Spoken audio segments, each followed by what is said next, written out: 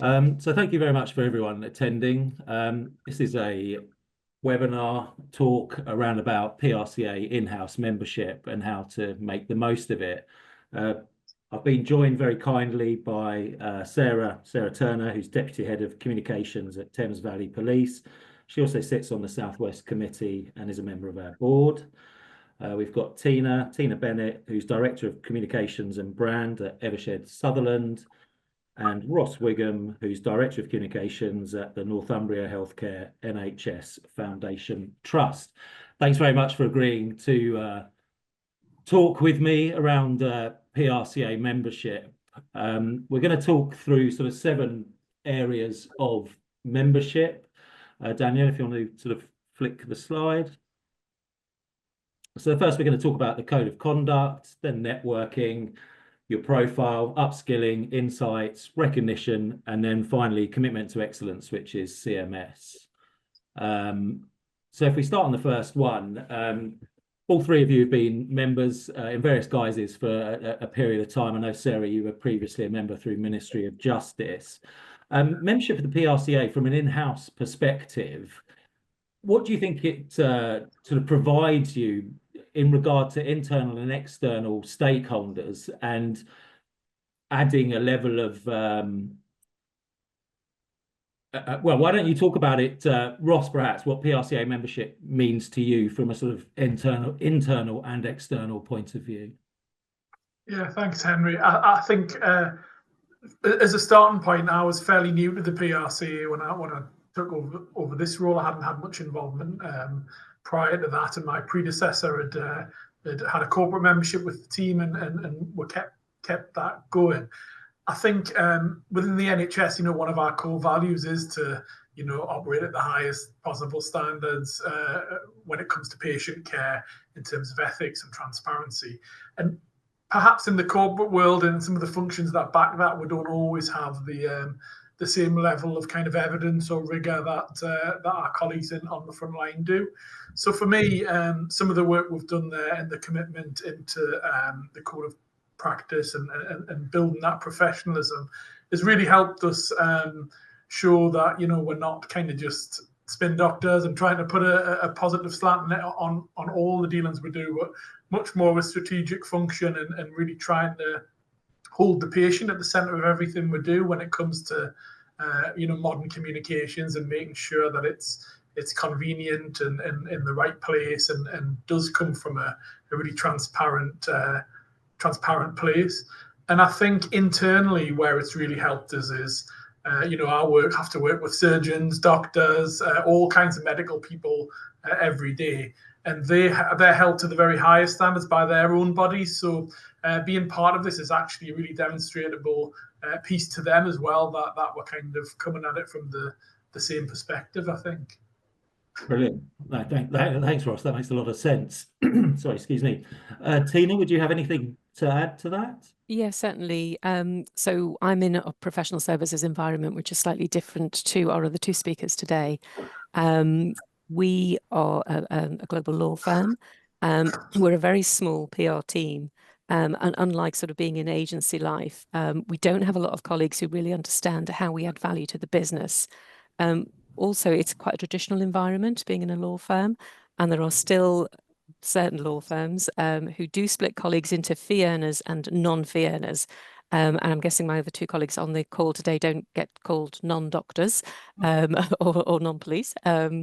So we really have to, position ourselves as business professionals. And I think that membership of the PRCA, for me, it does give you that professional standard marker as well. It does highlight to the rest of the firm that our team is providing a best-in-class service in terms of brand and reputation to the firm. So I guess that's my take on it for internally. Yeah, no, brilliant. Thanks, Tina. And finally, Sara, would you have anything to add? Yeah, just to kind of follow up on both points, really. The justice system is incredibly complex, and quite rightly, we're held to the absolute high standards, and that is the same at Ministry of Justice as it is now that I've joined policing. So it's really helpful to have a national body that helps me have those conversations with my teams and what that means to them. And equally, I think the age-old challenge of proving the value of communication organisations. I think this is particularly unique to in-house roles. I've also worked for a long time in agencies as well. I think there's something very powerful. If you're an agency, you've been invited in, whereas often sometimes if you're an in-house comms team, you sort of seem to be, oh, can you just stop poking your nose where we don't want it? So it's absolutely really, really helpful to kind of demonstrate that it's not just about the fluffy stuff. Actually, this is quite profound, and it's about how we run our organisation. So yeah, just to agree with both points. Brilliant. Thanks all very much. And with regards to the code of conduct, do you feel that you're held accountable to that, and therefore your work is held to sort of a higher standard? You may have touched on that a little bit, but perhaps you could expand on that a little bit, Tina? Yes, certainly. I mean, obviously, being in a law firm, we're already covered by the Solicitors Regulation Authority. The firm also has its own ethical code of conduct in terms of the work that it will do for clients, and which is also published on the website. So having that, that approach, we're already in that environment where we have to operate to the highest ethical standards, and to know that the PRCA has devised its own code of conduct in that respect as well is really helpful in terms of the work and the value that we offer to the business. Brilliant. And I know you touched on that already, Ross. And Sarah, with regards to the police force, obviously ethics and standards, perhaps the police officers aren't quite on the same page. But again, from an internal point of view, do you feel that sort of code of conduct adds value to the work you're doing?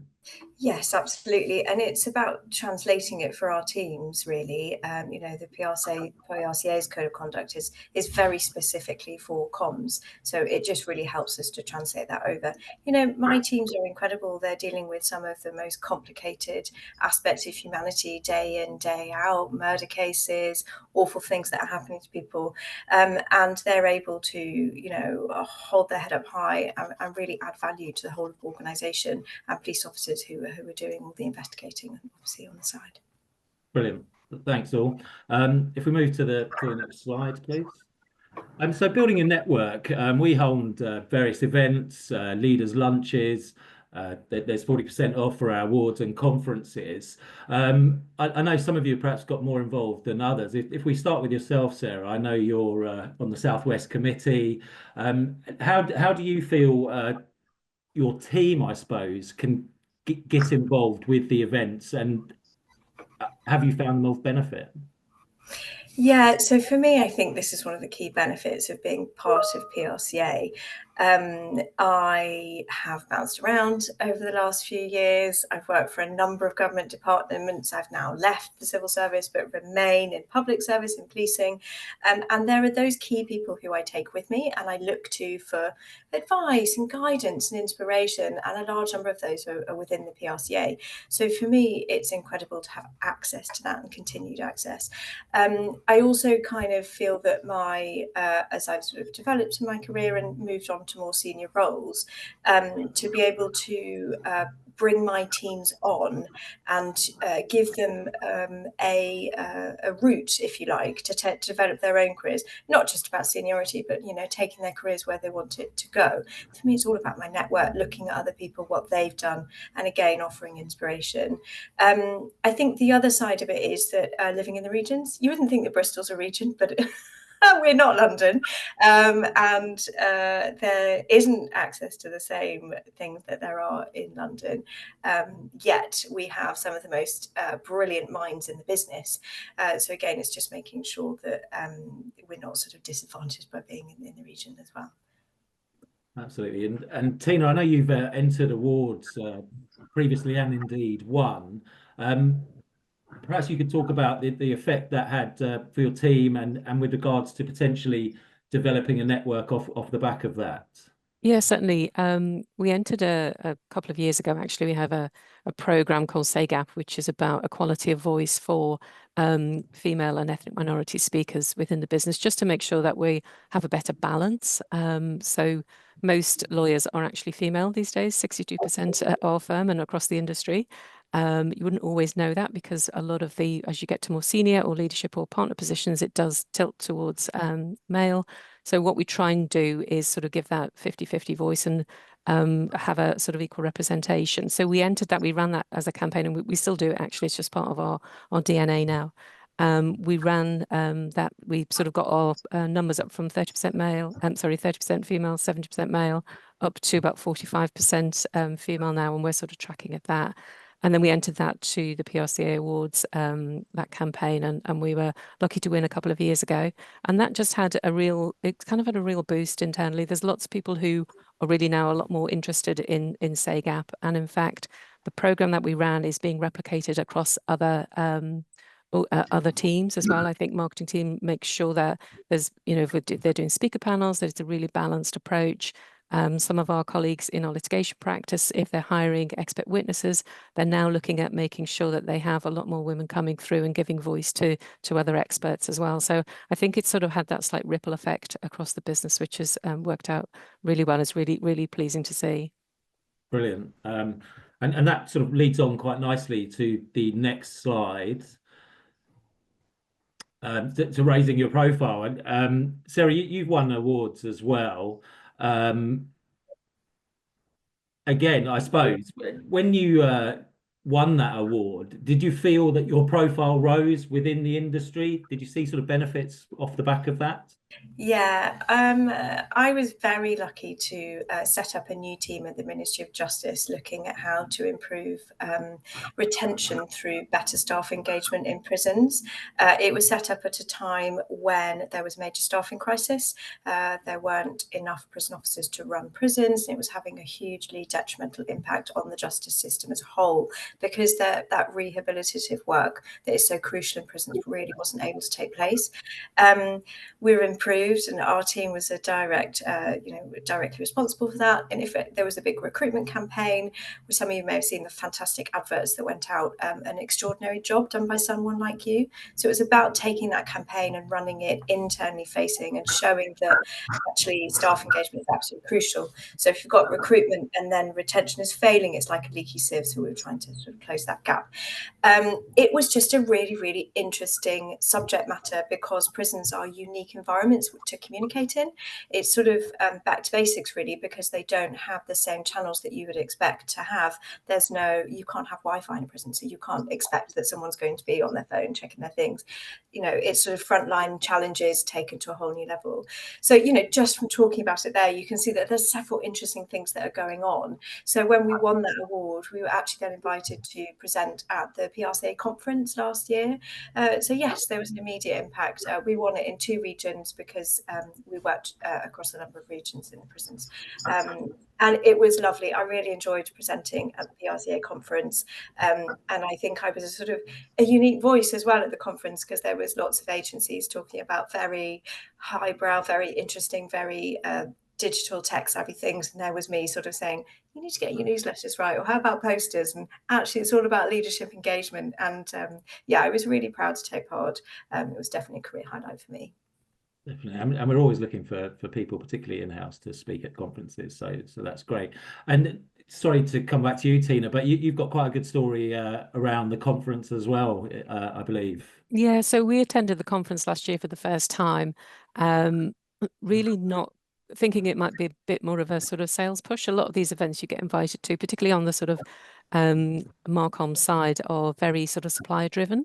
And it's not something that I can always look at, because, like everybody else on this call, our budgets are very limited, and probably, we get anointed with them once a year, and we don't have a lot of flexibility throughout the year to add suppliers.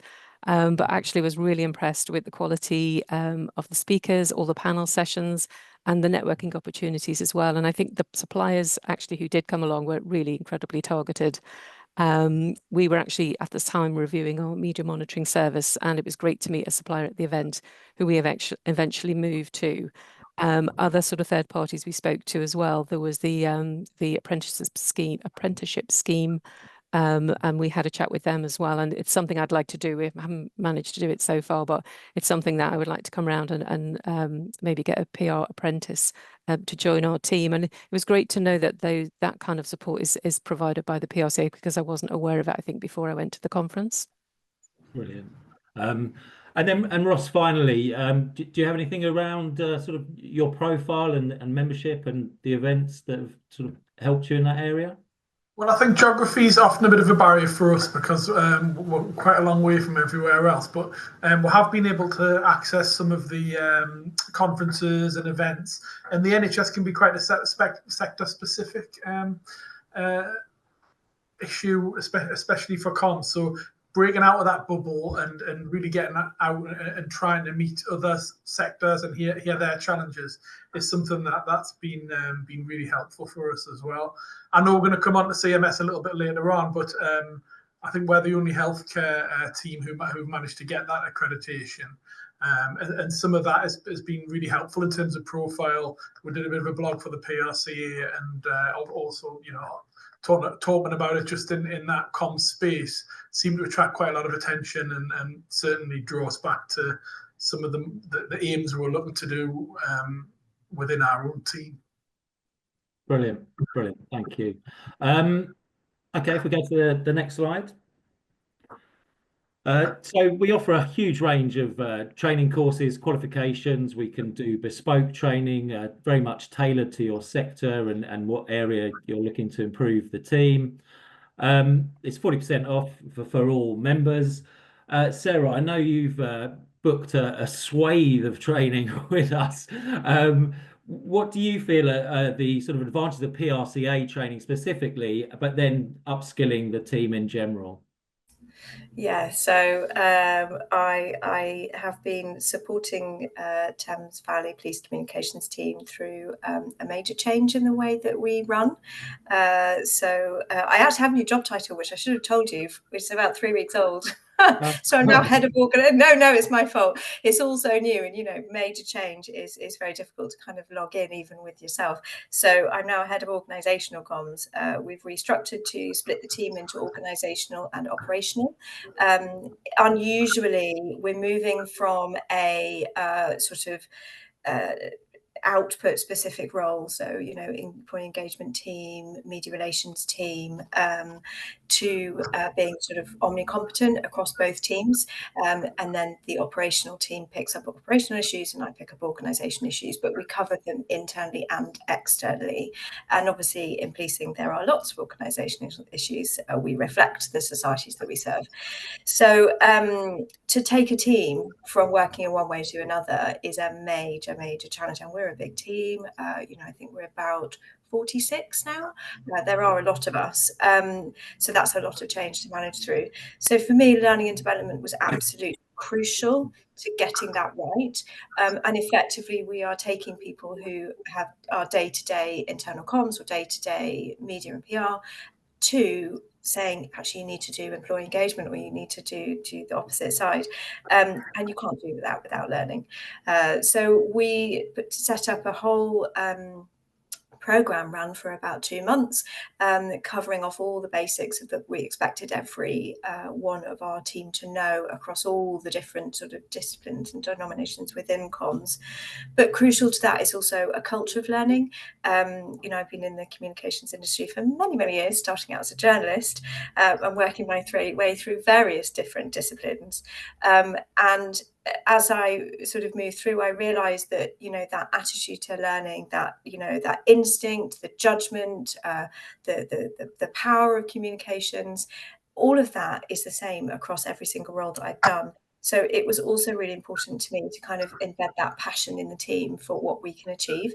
So yes, we've done a lot of training. PRCA has been amazing. And obviously I did have to go to my 3 suppliers, as because we're public sector, absolutely have to do our 3 suppliers and 3 quotes. They're also the cheapest, so that's a win.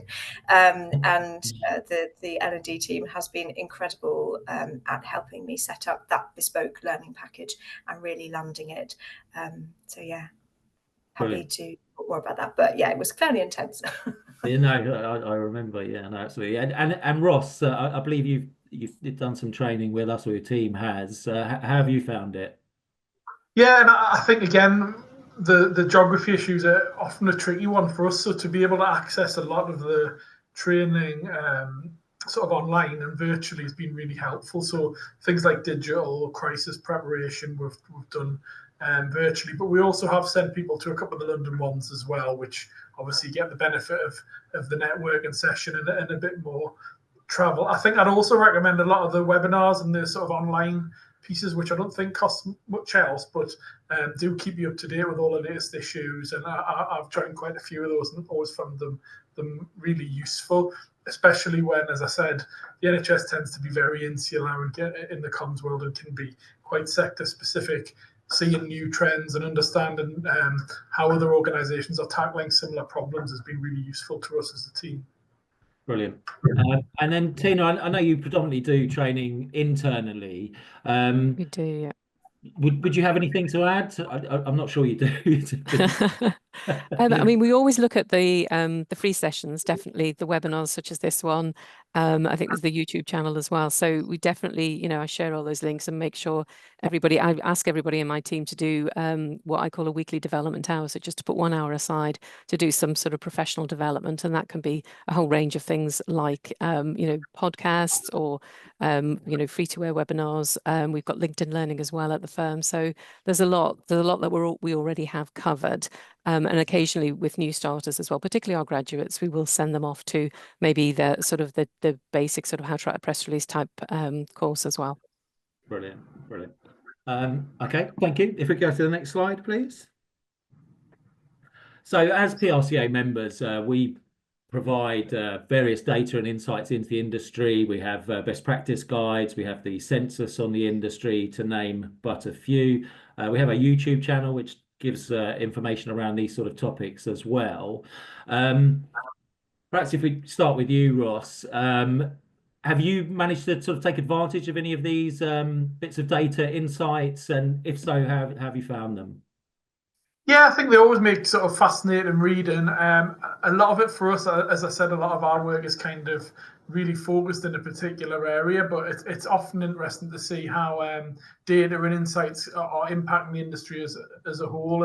And recently looking at things like digital and social and how we kind of refresh that a little bit has been really helpful. And I think the email that we get once a month with lots of the links to those sort of things are often we've got a corporate membership, so lots of different people in the team get to access that in their own specialties rather than just me sitting at the top. So yeah, again, always really helpful. Brilliant. Tina?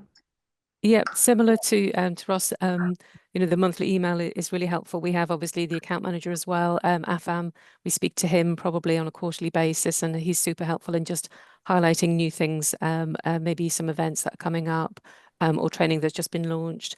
And we have actually also used, now you said it, the best practice guides. I think there was a great one there about how to put a brief together for a PR, you know, for sourcing a PR agency, and we used that one extensively as well. I thought it was super helpful. Brilliant. And finally, Sarah? Yeah, I think that looking at those industry reports is really, really helpful. And I actually particularly enjoy the census, the annual census, because it just gives a guide as to where the industry is. I know I'm particularly passionate about sort of representation in PR as well, and making sure that we're opening our industry up to everyone from whatever background they come from. It's a very challenging industry to navigate. It's very difficult to kind of work through and figure out your path. So, you know, reports like that really give some concrete data and advice are really, really helpful. Fantastic. If we go to the next slide. So as members of the PRCA, it's a good way of gaining recognition throughout the industry, whether that's writing a blog for us, putting content out with us or for us. We've got the YouTube channel, which I think, Ross, you mentioned, or was it Tina? There's various ways of sort of putting yourself out there and gaining recognition and being a thought leader. I know, Sarah, you're on our board, for example. Have you, I think you probably are a thought leader. How has PRCA membership enabled you to increase your sort of position within the industry? Yeah, sure. I mean, I've obviously already spoken about presenting at the PRCA conference last year. I ran a webinar similar to this one a few weeks ago, talking about, how we can best support our managers, our people through sort of managing change, and really shining a light on some of the kind of challenges that people come up against and some really practical advice. I wouldn't be able to do that without having PRCA as a platform. As I mentioned, I'm particularly passionate about talent, and my work on the board is really, really pushing that through. So just a few different examples. It is funny being referred to as a thought leader, though, because my first job in PR was doing thought leadership. I used to be a journalist, and it was quite an easy switch for me to move over into that thought leadership space and, create thought leadership for whoever, whether it was a logistics company or a financial technology company. So I do have to say I should mark my own homework better, and it is something that I want to try and do more of over the coming year. But I would just to say that point, I think we're not very good at positioning ourselves as thought leaders. I think we could do better as well. Yeah, I mean, we're always looking for people to interview on our podcast. So there's definitely opportunities for you to get out there, I suppose, and position yourself that way.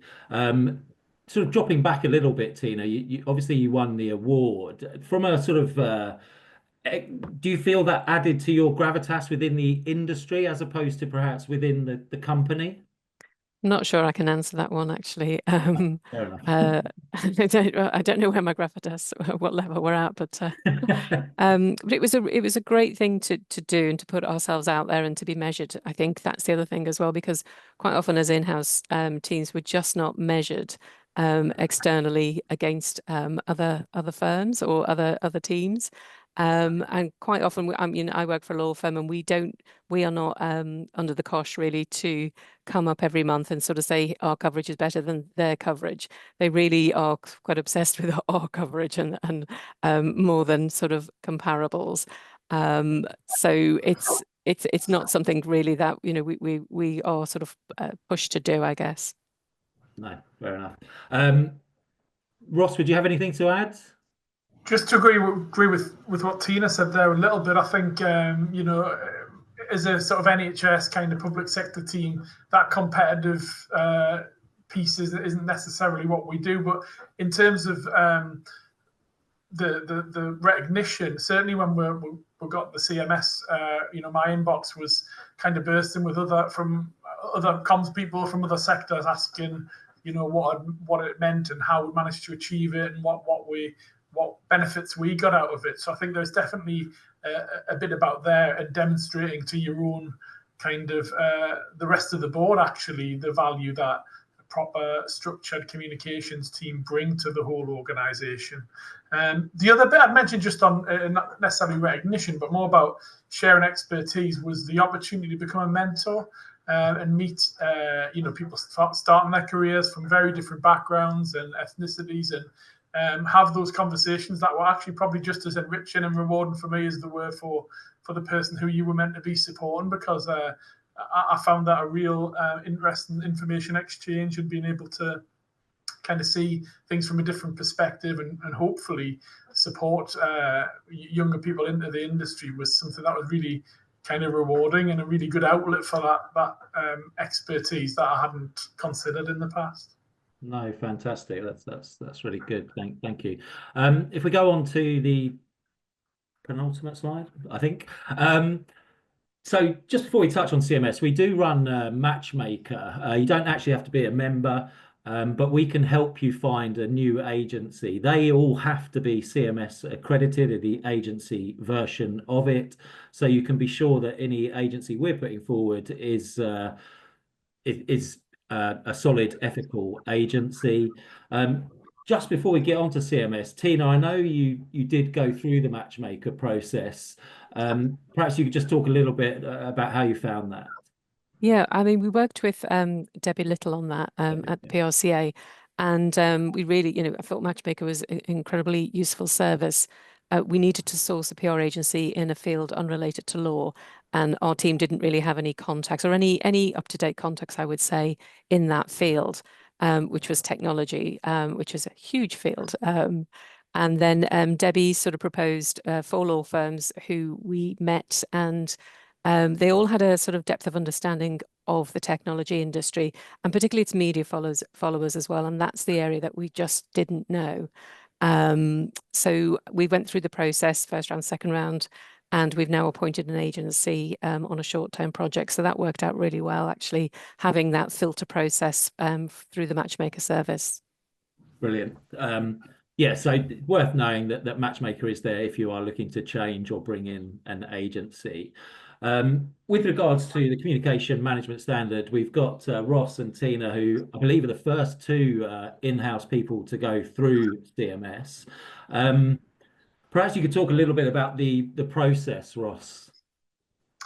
Yeah, sure. I think I would start by saying sort of the key battleground for us in public sector communications at the moment is building trust and trying to recover some of the trust that perhaps the public's lost in organisations like the NHS, the police, and so on at the moment. So that's the real battleground area for me. The latest national survey shows that only one in 4 people are satisfied or perceive the NHS health services is operating well. So again, having something like this that demonstrates in our little corner of that enormous machine, we're adhering to the highest kind of possible standards and really committed to being visible and authentic and trying to win people's trust as best we can is really important. So that was the sort of background as to why we wanted to do it. The process itself is quite challenging, quite difficult, and it's not something that certainly we're used to. And when I gathered the team, there was lots of sighs, and everyone looked at the shoes and thought, do we really have to go through all of this? But as we went through it, we kind of learned a lot about ourselves and really helped us on a sort of an improvement journey as well. And when we got the accreditation, I think internally, certainly, it really was a feather in our cap when we went back to the board and were able to say we were the only healthcare organisation who's managed to do it. And I don't think I've ever had as many emails from colleagues who are in their own fields, whether that's sort of medical or pharmaceutical, are used to having this really standardised, focused approach. And I think, if we're serious about becoming a proper management function, often, I'm lucky enough to sit around the board table. One of the big things we often get asked is, well, why isn't comms at that table? I think, when you speak to finance colleagues, HR colleagues, this is basically sort of meat and drink for them. This is standard stuff, and we don't always, I think, push ourselves hard enough to achieve these kind of accreditations. So it's really helped us think in a more structured way, consider some of those more corporate elements outside of communications and how we're integrating those. And I think overall just helped us become a better strategic partner for the organisation. Right. And Tina, you went through it yourself as well, and clearly coming from not a public sector side of view, how did you find the process itself? Yeah, not dissimilar to what Ross was saying, actually. It is a lot of work. I mean, the first thing we did was, receive all the markings from the PRCA, and then I got the best processor within our team to crack open a massive spreadsheet so that we could collate and track everything, because you do have to disaggregate lots of things. The way you do things, you may not have something best practice in place, but you just do it because you just know how to do it.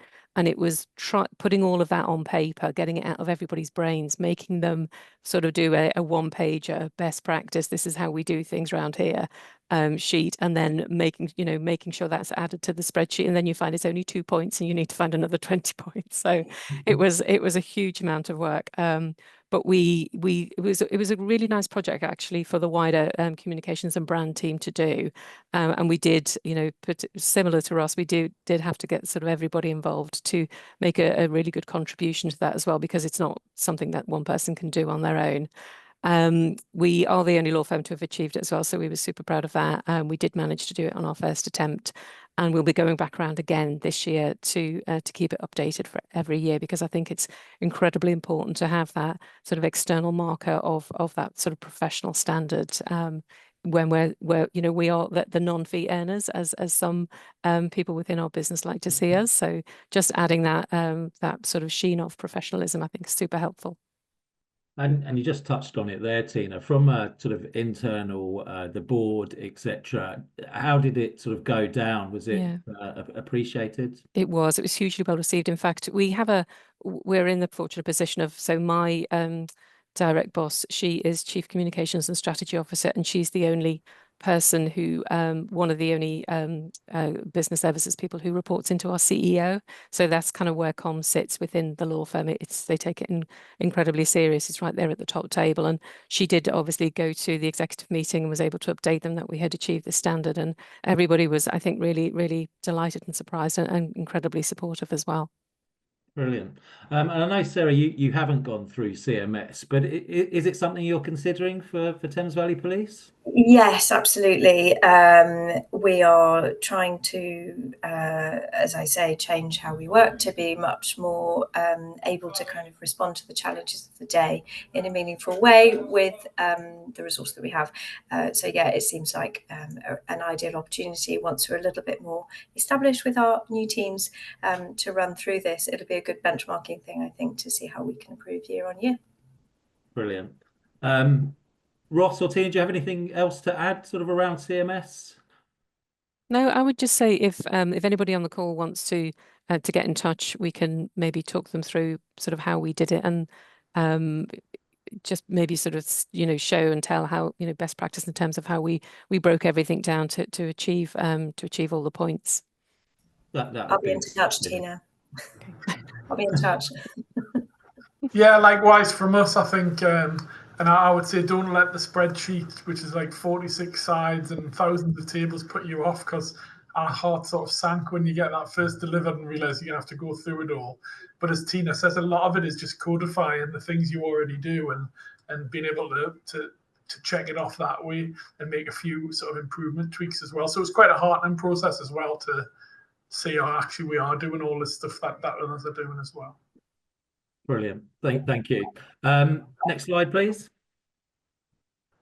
So we've talked through membership, and thanks Ross, Tina, and Sarah. How can you maximize your membership? You get involved, get in touch, judge some awards, enter awards, come to events, do some training. Ask us if you're not sure. We're more than happy to point you in the right direction, whatever it is you may be looking for.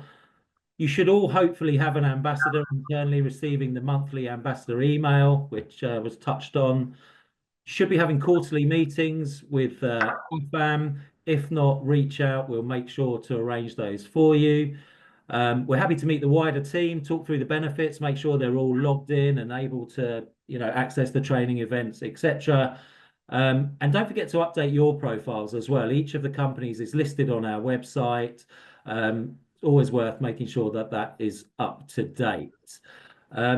Before I finish, does anyone have any questions? I think they've been answered in the webinar chat, as far as I can tell. But if anyone does have any questions, perhaps you could speak now.